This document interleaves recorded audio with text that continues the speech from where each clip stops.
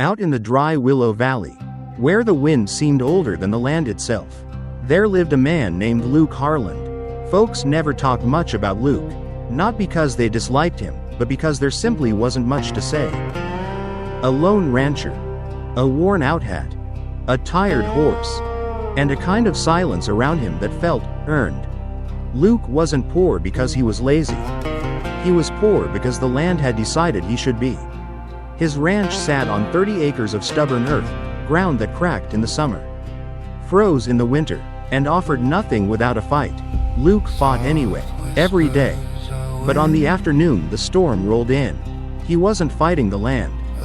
He was fighting time. The wind rose first, sharp, slicing, dragging the dust along the valley floor. Birds vanished from the sky. The cattle grew restless, turning circles, snorting as if warning each other of something only animals can sense. Luke tightened the cinch on his saddle. "Easy, Willow, easy," he murmured to his mare. The storm was crawling over the ridge now, huge, black, pulsing with lightning. But he couldn't head home. Not yet. One of his calves had slipped the fence that morning. A newborn with shaky legs and no sense. If the storm caught it alone, it wouldn't survive an hour. Luke pressed his heels lightly. Willow surged forward into the rising wind. The valley turned into a blur of tan and gray. Dust stung his eyes. The roar grew louder, sounding less like wind and more like the growl of something alive. That's when he heard it. Not the wind. A voice. A scream. Faint. Choked. Farther up the slope. Luke pulled Willow to a stop, straining to hear through the storm's howl. There it was again, sharp, desperate, unmistakably human. He looked toward the ridge, toward home, toward safety, then toward the scream. He didn't hesitate long. A man of the frontier rarely had time to think about being a hero. He just became one, or died trying. The slope was steep, the ground was loose, a boulder rolled past him, torn free by the storm. But the scream guided him, pulling him higher until he reached a fallen cottonwood tree, its massive trunk cracked clean in half. And beneath it, two women, pinned, struggling for breath. Their dresses were torn by the branches, their faces streaked with dust. One tried to free her leg, biting down on her own sleeve to silence the pain. The other shielded her sister from the whipping wind. Luke jumped off Willow. "Hold on, I got you." The older one lifted her head, not by much, but enough for Luke to see the fight in her eyes. She shouted over the storm, "Can you move the trunk?" "I can try." He braced his shoulder against the broken tree, pushed until the muscles in his back screamed, and the trunk shifted just enough for the women to pull themselves free. The younger one collapsed into the dirt with a gasp. The older one kneeling beside her whispered thanks that the wind carried away. Luke bent down. "You hurt bad?" The older woman shook her head. "We can walk." But when she tried, her knees buckled. "No," Luke said gently, "you can't." The storm roared louder now, swallowing the ridge in darkness. He had minutes, maybe less. Luke lifted the younger woman first. She clung to him out of instinct more than trust. The older one leaned on his other arm. "Cabin's half a mile," he said. "We need to move." The older woman nodded but kept glancing behind them, as though afraid someone, or something, had chased them before the storm ever started. The cabin creaked under the fists of the storm, but it held. Luke lowered the two strangers near the fire pit and threw dry cedar into the flames until they swallowed the room in warm light. For a moment, the silence felt like a blessing. Then the older woman spoke, voice low, guarded. "My name is Neoma Cruz. This is my sister, Liana." Luke tipped his hat. "Luke Harland." He offered water. Liana drank first, hands trembling but steadying with each sip. Neoma watched Luke with an expression halfway between suspicion and confusion. "You could have left us," she said softly. "Men have left women for less out here." Luke shrugged. "Storm like that, no one makes it alone." The fire hissed. Wind moaned through the cabin boards like a restless spirit. Luke cleaned Liana's scraped ankle, then wrapped Neoma's forearm where a branch had cut her deep. He worked with the same quiet care he gave his animals, slow, patient, respectful. Neoma spoke again, voice lower now. "You're alone out here?" Luke nodded. "Most times." "By choice?" "No." He didn't offer more. She didn't ask. Hours passed. The storm softened, trading its rage for a long, tired howl. Luke checked the windows, reinforced the door, then returned to the fire. Neoma and Liana sat wrapped in his extra blankets, shadows flickering across their faces. Liana finally found her voice. "We weren't traveling far, just to the edge of the ridge. Didn't expect the wind to turn like that." "It always does," Luke answered. "The valley's cruel when it wants to be." Neoma eyed him again, longer this time. "You risked your life for strangers," she repeated. "Why?" Luke poked the fire with an iron rod, sending sparks drifting upwards. "Because out here," he said quietly, "strangers die too easy." Silence again, but a different kind. One that felt like understanding beginning to form. Liana leaned her head on Neoma's shoulder. Her breathing slowed. Exhaustion claimed her. Neoma remained awake, watching the flames, watching Luke. "You lost someone," she murmured. Luke froze, not because the question hurt, but because it was true. "My brother," he finally said, "years back." Neoma lowered her gaze. "I'm sorry." The words were simple, but sincere enough to land heavy. Luke nodded once. That was all he could manage. Outside, the storm gave one last growl before fading into a distant rumble. Inside, the fire kept burning, warm, steady, a small miracle in a land that rarely gave any. Neoma's eyes drifted shut, her head lowered. But before sleep claimed her, she whispered a sentence so soft Luke almost missed it. "You have the kind of heart this valley tries to break." Luke didn't answer, mostly because he didn't know how. He sat by the fire long after both sisters slept, listening to the wind, watching the flames, and wondering why helping two strangers felt like the first right thing he'd done in years. And somewhere out in the darkness, just beyond the cabin walls, footsteps pressed into the wet earth, then vanished. Ket Thuk Fan 1, Tilda 2002, San Sang Cho Fan 2. Morning didn't break so much as crawl into the valley. Light seeped through the cabin boards in thin, unsure strands, as if the sun itself was hesitant to face the wreckage left by the storm. Luke rose before it fully arrived, boots quiet on the wood floor, coffee pot already warming over the leftover coals. Neoma stirred first. She blinked at the faint light, then at Luke, then at her sleeping sister wrapped in blankets beside her. For a moment, her usually guarded expression softened. Relief did that to a person. The kind of relief that only came after a night you weren't sure you'd survive. Luke nodded toward the tin cup he'd set near the fire. "Morning. Coffee's hot." Neoma sat up slowly, wincing as her leg reminded her what it had been through. She accepted the cup with both hands. "Thank you." Luke gave the faintest smile. "You get some sleep?" "A little." He didn't push for more. People on the frontier rarely explained themselves. They let their silences do the work. Liana woke next. She moved the blankets aside, stretching with a quiet groan. Her first words were little more than a whisper. "Is the storm gone?" Luke nodded. "For now." She looked at the door as if expecting the wind to come crashing through again. Neoma placed a steadying hand on her shoulder. "It's over, Liana." But Liana didn't look convinced. Fear still clung to her eyes. The kind you didn't get from storms alone. Luke crouched near them. "You two were out there for a reason. Not my business. But, if someone's looking for you, we should know." Neoma hesitated just long enough to confirm Luke's suspicion. "No one's coming for us," she said. But her tone said not yet.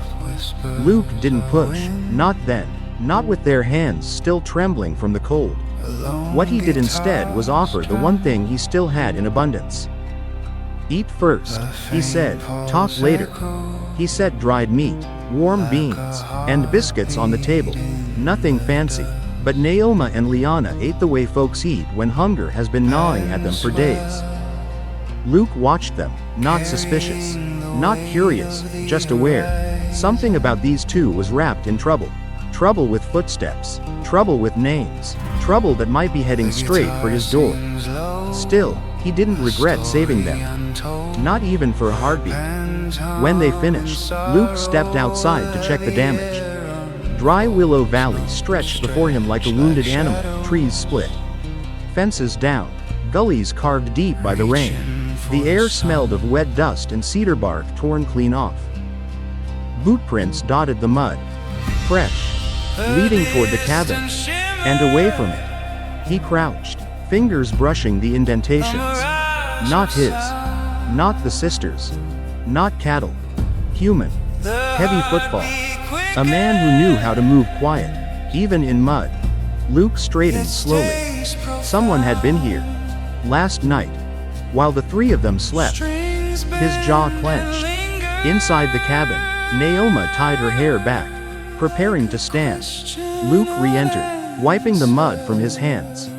"You expecting visitors?" he asked. Neoma froze. "No. Anyone follow you to that ridge?" Liana's eyes widened. "Why? Did you see?" "Bootprints," Luke said quietly, close enough to hear us breathing. The cabin went still. Liana turned to Neoma. "It's him." "Neoma, it has to be him." Neoma shot her a warning look. "We don't know that." Luke crossed his arms. "You two dragging trouble to my land?" Neoma took a breath, held it, then nodded. "Yes." "Whose trouble?" The answer didn't come easy. When it did, it carried the weight of an old wound. "Our fathers." Luke waited. Neoma continued, voice low.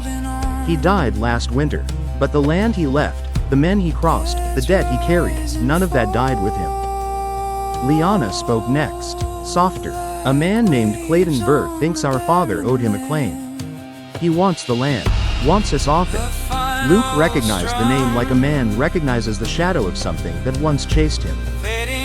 Burr wasn't an outlaw. Outlaws had rules. Burr was worse. He was a man who used fear like a rope. Luke exhaled slowly. "You should have said that sooner." Neoma looked away. "We didn't think you'd help if you knew." He held her gaze. "I didn't help you because of who you are. I helped because of what you needed." The silence that settled after that wasn't awkward. It was respectful. Neoma finally nodded. "We should head back. Our people will think we vanished in the storm." Luke grabbed his hat. "I'll take you." Neoma's eyes narrowed. "You don't need to." Luke shrugged. "Maybe I want to." Liana smiled softly for the first time since he'd met her. They saddled Willow and took Luke's pack mule for the sisters. The trail back toward the Cruz homestead wound through low sagebrush and scattered pines. Each one bent by wind, leaning east as if trying to leave the valley altogether. It wasn't a place that loved people. Just a place where people tried to love anyway. As they rode, Liana spoke up. "You don't talk much, Mr. Harland." "Not much to say. Most men fill the air whether someone's listening or not." Luke smirked. "Most men ain't been taught the value of quiet."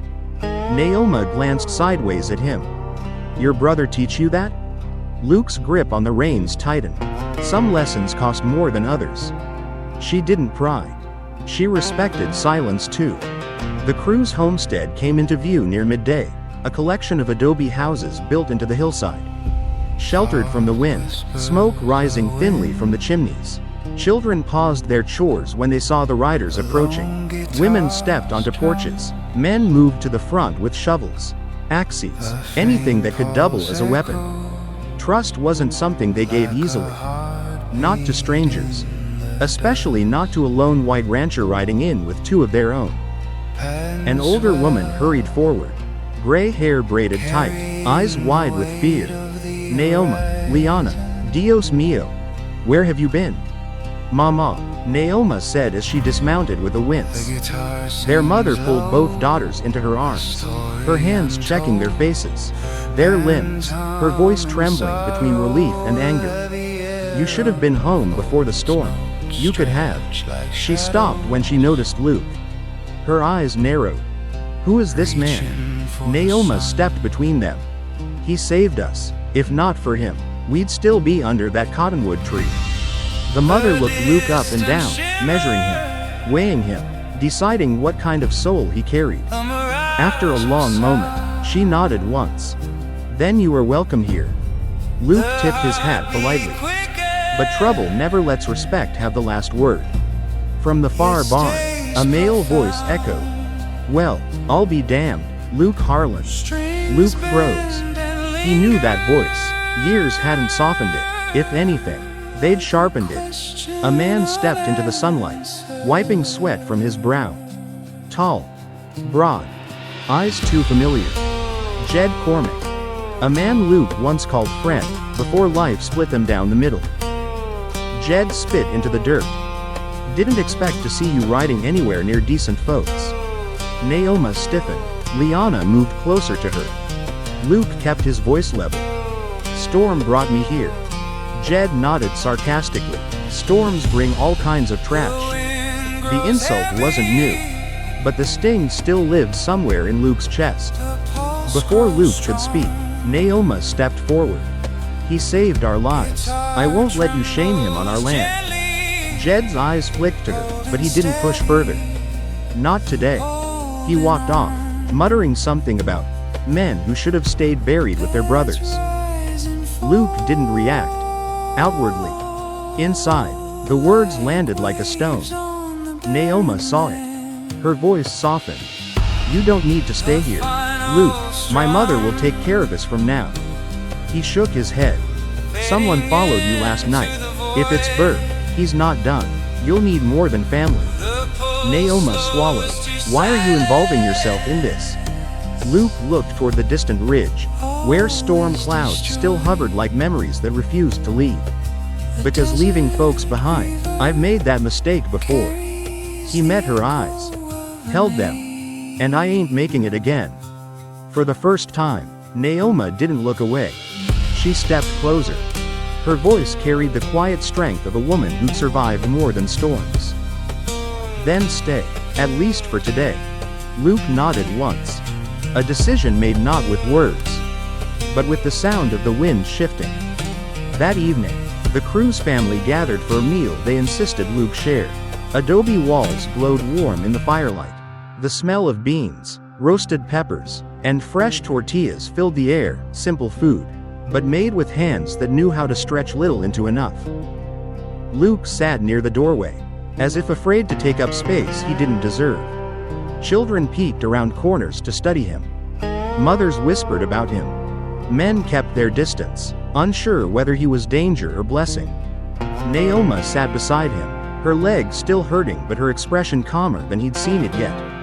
Liana sat across from them, eyes flicking between Luke and her sister with a curiosity she hid behind small smiles.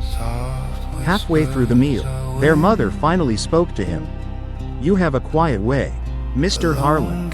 Some would call it awkward." Luke replied. She chuckled. "Awkward men don't save strangers in storms." He didn't know what to do with praise. Most frontier men didn't. So he simply nodded. But peace didn't last long.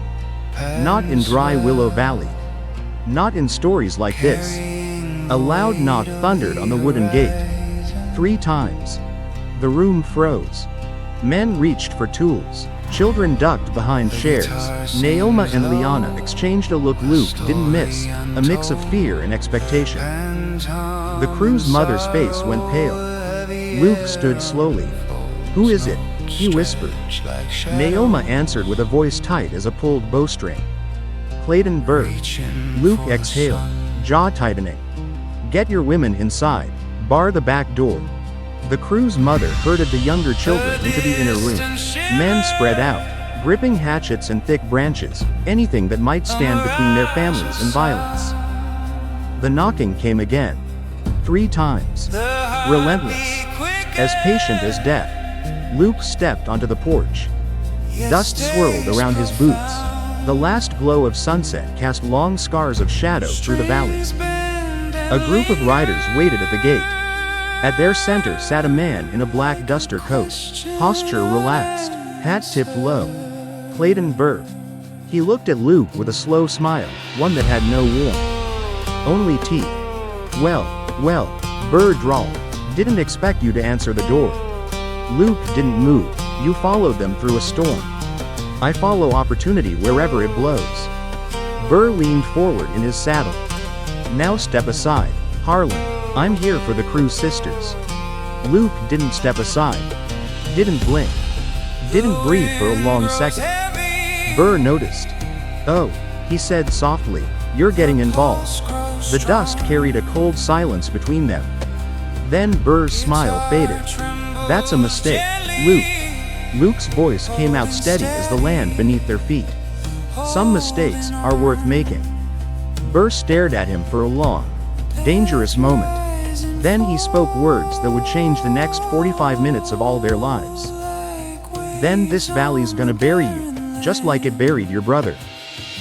The porch steps creaked beneath Luke's boots as the last of Burr's words settled across the homestead like a cold shadow. Just like it buried your brother. Luke's jaw tightened, but his voice stayed calm, too calm. You say my brother's name again, he murmured, and you'll leave here missing more than your manners. Burr smirked. There he is, the man I remember. The one who used to have fire in him.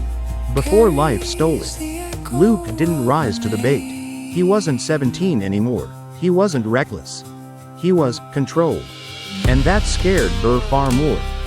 Behind Luke, Neoma stepped onto the porch. Barefoot. Jaw set. Eyes sharp with the kind of courage you only earn by losing too much. Mr. Burr, she said, you have no right to be here. Burr adjusted his gloves lazily, as if her defiance amused him. Miss Cruz, your father made a deal. A poorly written one, but still a deal. Land for protection. Protection he never fully paid for. Our father owed you nothing. Neoma snapped. Burr shrugged. He owed me 20 acres.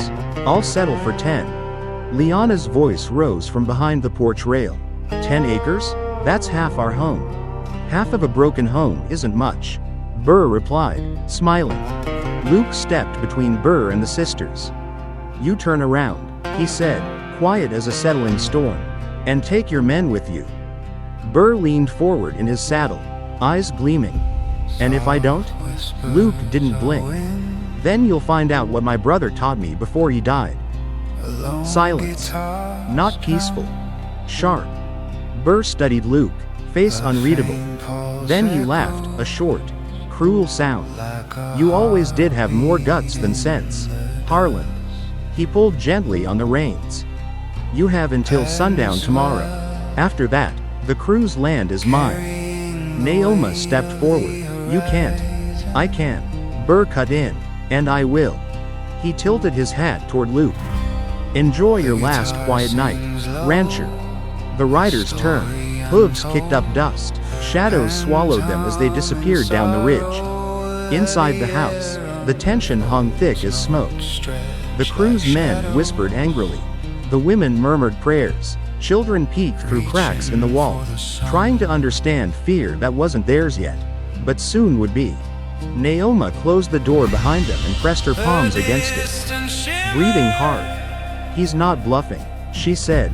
Burr doesn't bluff. Luke nodded. I know. You know him? Liana asked. Luke hesitated. I knew his father, and I knew Clayton when he was younger. Never had much use for either of them. Neoma faced him. Why is he so sure he can take our land? Luke exhaled, slow and heavy. Because he's done it before.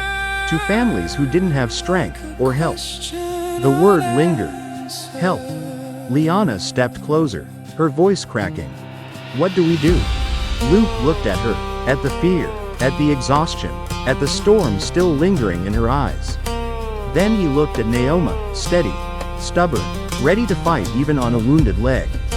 He answered simply, you let me stand with you. Neoma frowned. Why? You owe us nothing. Luke shook his head. This valley takes whatever it wants, but it only gives back when folks stick together. Then, quieter. And I ain't letting another family get buried on my watch. That night, Luke didn't sleep inside the Cruz home. He stayed on the porch with a rifle across his knees. The boards cold beneath him. The smell of juniper drifting in the dark. The moon was thin. The wind uneasy. Neoma stepped outside near midnight, wrapped in a shawl, her footsteps soft. "You've been out here for hours," she said. "Storm like Burr don't wait for sunup." She sat beside him, not close, but close enough for warmth to pass between them like a shy secret. "You spoke of your brother," she said gently. "If it's not too hard, I'd like to know what happened." Luke stared across the valley. "He died trying to stop men like Burr." Neoma looked down. "I'm sorry. Wasn't your fault." She swallowed. "But it feels like we're pulling you into that same danger." He finally turned to her. "You didn't pull me into anything. I walked in. And why would you do that? For strangers?" He gave a small, tired smile. "You keep saying we're strangers. But storms have a way of making people family quicker than blood ever did." Neoma didn't smile back. Her eyes glistened instead. "I don't want anyone dying for our land," she whispered. Luke shook his head. "I'm not dying. Not tonight. Not tomorrow." His voice dropped. "Not until Burr learns Dry Willow ain't his to take."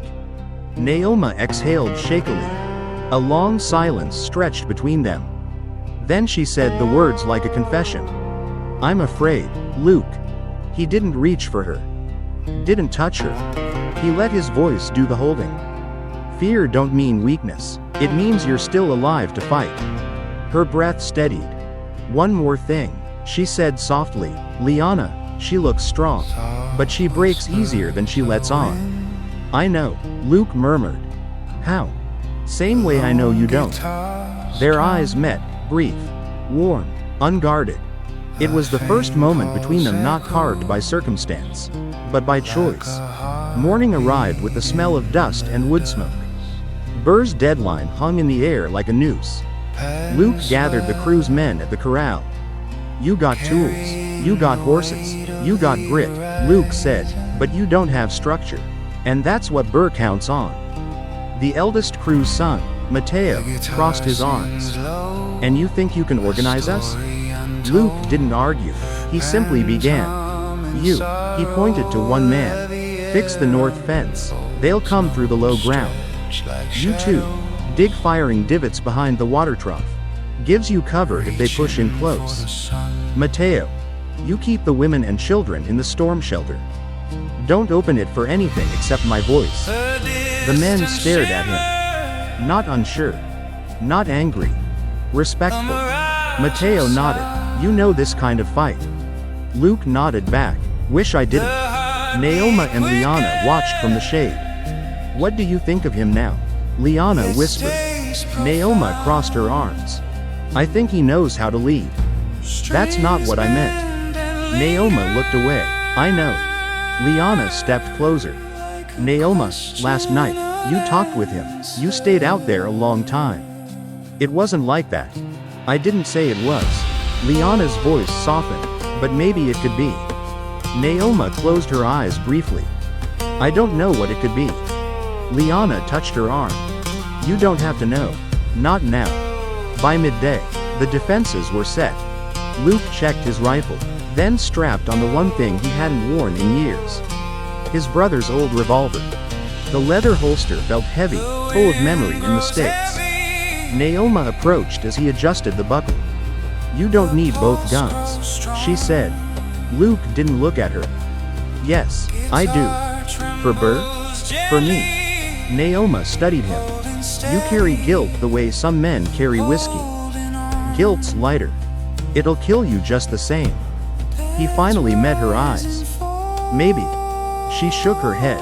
"We need you alive, Luke, Liana and I, our mother, everyone here. We need you alive." Luke looked away. Need was a dangerous word. A warm word. A word he hadn't heard spoken about him in a long time. He cleared his throat. "Let's get everyone ready." The sun slipped lower. The shadows stretched long. The deadline crept closer with every heartbeat. At the horizon, dust rose. Not wind. Not cattle. Riders. A dozen at least. Neoma stepped beside Luke. "It's him." Luke nodded. "Get inside." She hesitated. "Luke." He didn't turn. "No matter what happens, You and Liana stay with your family." Her voice wavered. "And you?" "I'll be right here." But his eyes hinted at something else. Something heavier. Neoma saw it. She touched his arm, light as a breath. "Come back," she whispered. "I will." "You promise?" Luke didn't believe in promises. Dry Willow Valley had a way of breaking them. But for her, "I promise." The riders approached the homestead with slow confidence. Burr at the front, his men spread wide, forming a loose semicircle that boxed the Cruz land in. Burr dismounted. "Harland," he called, "you got my answer?" Luke stepped forward. "You ain't talkin' their land." Burr smiled. "Then you're dying for a family that ain't yours." Luke shook his head. "Family ain't just blood." Burr's smile vanished. He turned his hand palm down and made a silent gesture. His men reached for their rifles. Luke's voice cut through the tension. "You crossed that line," he warned, "and I swear the dirt'll drink your blood before sundown." Burr grinned. "Oh, Luke, you really think you scare me?" Luke didn't blink. "No. But the man I used to be scares the hell out of you." Burr's smile faltered. "Just a fraction. But enough." Behind Luke, Mateo and the Cruz men took positions. The air held its breath. The valley fell silent. Then, like something snapped in the world, a gunshot cracked across the plains. One of Burr's men fired. A warning shot. A mistake. A declaration. Luke raised his rifle. And the first real fight of the story began. The valley held its breath as the first gunshot echoed across the Cruz homestead. Dust burst from the earth where the bullet struck. And for a split second, nobody moved. Then everything moved. Luke fired first, not to kill, but to warn. His shot clipped the hat off Burr's nearest rider, spinning it into the dirt. Chaos erupted. Burr's men scattered for positions. The Cruz men ducked behind troughs, fences, adobe corners. The fight wasn't elegant. It wasn't heroic. It was what frontier fights truly were: messy. Short breaths squeezed between fear and instinct. Luke reloaded, eyes scanning the chaos. Two riders flanked right. One left. Burr stayed centered. "Mateo," Luke shouted, "drive him toward the corral. Narrow their field." Mateo and two cousins popped from cover, firing 3 quick shots that forced Burr's men toward the narrow gate. Luke sprinted across open dirt, reckless, exposed, dove behind a broken wagon as bullets chewed into the wood. He heard Neoma scream his name from inside the shelter. He didn't dare look. Burr advanced, firing calmly, each shot controlled. Luke recognized that calm. Burr enjoyed this. Luke leaned from behind the wagon, fired twice. One bullet struck a rider's shoulder. He fell hard into the dust. Another rider tried to rush Luke from behind the water trough. Luke pivoted, fired again, dropping the man's rifle to the dirt but leaving him alive. Luke wasn't killing unless he had to. Burr, on the other hand, came to kill. "Harland," Burr yelled over the gunfire. "This is pointless. You can't save them." Luke fired again, forcing Burr behind a mesquite tree. "You've been wrong before," Luke shouted back. "Not today." A bullet whistled past Luke's ear. Another grazed his sleeve. He felt the heat of it, the sting, but he stayed low, pushing forward. He saw Burr's men faltering, Cruz men closing in, the tide turning. Then, a scream. "Liana!" Luke's blood froze. He turned in time to see one of Burr's riders slip behind the homestead, dragging Liana by the arm, a pistol pressed to her ribs. Luke rose from cover. "No!" Neoma cried from the doorway. Luke's voice turned to stone. "Let her go." The rider sneered. "Drop the gun, rancher." Luke dropped it. Another mistake he made for family. The rider smirked and yanked Liana toward his horse. Before he could mount, Neoma appeared behind him, silent as a shadow, slammed a clay pot into the back of his head. He collapsed into the dirt. Liana stumbled free, shaking. Luke exhaled hard. Relief burned warm in his chest. But Burr wasn't done. He rose from behind the mesquite tree, coat dusted, hatred simmering like wildfire. He aimed at Neoma. Luke saw the barrel rise. He didn't think. Didn't breathe. He ran. The gun went off. The world cracked. Luke threw himself into Neoma, knocking her to the ground as the bullet tore across his shoulder, burning, ripping, searing through flesh. He hit the dirt hard. Blood soaked instantly through his shirt. Neoma gasped, "Luke." He tried to stand but staggered. Burr stepped forward, revolver still smoking. "You always were the fool." Burr growled, "Stand up and die right." Luke pushed himself to his feet, slow, shaking, but standing. "That all you got?" he muttered. Burr aimed again, and a rifle cracked from behind Luke. Not his. Not Mateo's. Liana's. Her shot struck Burr's gun hand, knocking the revolver clean from his grip. Burr cursed, clutching his wrist. Luke didn't hesitate. He stepped forward, grabbed Burr by the coat, and slammed him into the dirt. The fight was brutal. Not a gunfight. A fistfight between two men who had lost too much and blamed each other for the pieces that remained. Dust rose around them. Punches landed like heavy stones. Breath left them in ragged bursts. Burr swung wide. Luke ducked, drove a fist into Burr's jaw. Burr stumbled, grabbed a rock, swung it wildly. Luke blocked, took a glancing hit, felt blood soak warm down his arm. Then Luke saw Burr reach for a hidden knife. A dirty, wicked thing he always carried. Luke's voice dropped to a growl. "No more." He slammed Burr's wrist against the ground. The knife flew free. Luke pinned Burr with his knee, breathing hard. "It ends," Luke rasped, "right here." Burr glared up at him, eyes full of hatred and an old fear Luke finally recognized. "You're your brother all over again," Burr hissed, "dying for people who ain't yours." Luke leaned closer. "That's where you're wrong." Neoma and Liana came to his side. Bruised, shaken, alive. Luke whispered one last truth. "They're mine." And Burr finally understood he'd lost. Burr's men surrendered soon after. Some dropped their rifles and rode off. Others stayed only long enough to drag Burr to his horse. When the dust settled, the valley grew quiet again. Too quiet. Luke's legs buckled. He fell. Neoma caught him with both arms, lowering him onto the dirt with the care of someone holding something precious. "Luke, stay with me, stay." He managed a faint smile. "Promised, I'd come back." "You're bleeding," Liana said, voice trembling. "Yeah," Luke whispered, "feels like it." Neoma pressed her forehead to his. "Don't leave us, not after all this." Luke's vision flickered, but her voice anchored him. "I ain't going anywhere." He woke hours later inside the Cruz home. Bandaged, weak, alive. Dust floated lazily through the beams of morning light. The smell of warm broth drifted from the kitchen. Neoma sat beside him, half asleep, her hand wrapped around his. Liana sat on his other side, chin on her knees. Luke blinked. "You two didn't sleep?" Neoma smiled softly. "Didn't want you waking up alone." Liana nodded. "You saved us, twice." Luke swallowed thickly. "Guess we're even." Neoma shook her head. "No, you've done more for us than we can repay." "There's no debt," Luke said, "not between us." Neoma looked at Liana. Liana looked at Neoma.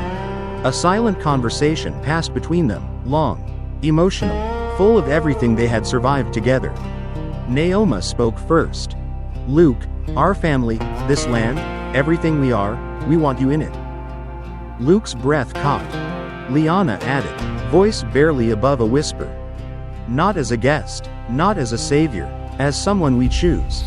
Luke sat up slowly, wincing. "You're sure?" Neoma nodded. "We've lived long enough letting the valley take from us. It's time we chose something for ourselves." "And we choose you," Liana whispered. Luke's eyes softened, the kind of softness frontier men rarely let themselves feel. "Well," he murmured, Guess the storm wasn't the only thing that chose me. Neoma laughed softly, relief wrapped in joy. Liana leaned against him. And for the first time in a decade, Luke Harland felt home. Not because of land, not because of walls, but because of the two women sitting beside him, holding his hands like they'd never let go. Narrator, final, slow, cinematic. In Dry Willow Valley, storms take many forms. Some tear the land apart. Some break men down. And some bring people together who were never meant to walk alone. Luke Harland was a man the valley tried to bury. But in saving two sisters, in standing for their family, in bleeding for something bigger than himself, he found a place where he didn't have to be alone anymore. A place where love didn't follow rules. Where choices mattered more than blood. Where storms didn't end things. They began them. And so, under a sky the color of embered gold, Luke Harland, Neoma Cruz, and Liana Cruz began a life not granted by fate, but earned by fire. The valley did not choose them. They chose each other. If tonight's journey brought you peace or helped ease a weight you've been carrying, go on and tap that like button, partner.